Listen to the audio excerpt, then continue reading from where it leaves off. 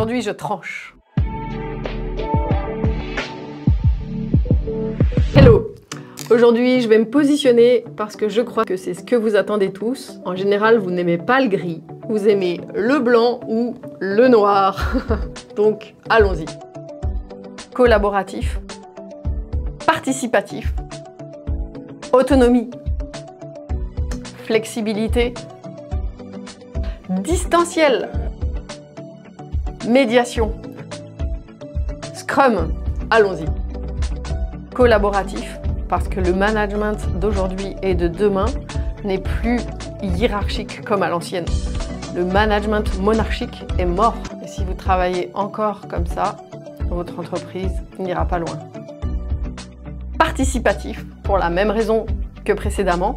Si vous êtes encore en mode monarchie, et vous avez raison d'une certaine façon, c'est moi le chef, c'est ma boîte, c'est moi qui décide, mais malheureusement, ce mode-là ne vous permettra pas d'attirer les meilleurs collaborateurs, les A-players, les C-level, et pire, ça peut faire péricliter votre entreprise. Autonomie. Je crois profondément que c'est la clé de ton bien-être si tu es entrepreneur, si tu es dirigeant, de rendre tes équipes autonomes parce que tu vas avoir toi plus de liberté et eux, ils vont se sentir plus importants, plus impliqués et ils seront plus performants.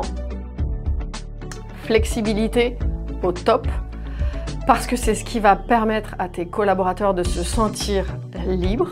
Peut-être ça peut te faire peur, mais si tu oses la confiance, eh bien, tu verras que ce n'est pas en mettant la pression, mais au contraire en laissant la flexibilité, de l'autonomie et de la liberté à tes collaborateurs qui seront plus performants. Distanciel, pour la même raison, parce que ça permet à tes équipes de se sentir libres, d'habiter, de vivre dans l'endroit qu'ils veulent, dans un endroit où ils s'épanouissent. Et plus ils sont épanouis, plus ils ont de l'énergie et plus ils seront performants, surtout si tu leur proposes des missions et des tâches qui leur plaisent. Alors, distanciel, autorise-toi. Derrière ça demande plus d'exigences en termes de management pour créer de la cohésion. Mais pour ça, je peux t'accompagner. Médiation. Parce que quand tu as deux points de vue qui s'opposent, vraiment, ça va être essentiel de comprendre les causes sous-jacentes et les objections qui sont derrière cette opposition. Et la vraie médiation, c'est ça. On a entendu les objections qui sont dessous. Et au lieu de s'affronter, on va prendre en compte les objections qui ont lieu d'être, qui sont légitimes, et on va sortir par le haut en trouvant la meilleure solution. Scrum.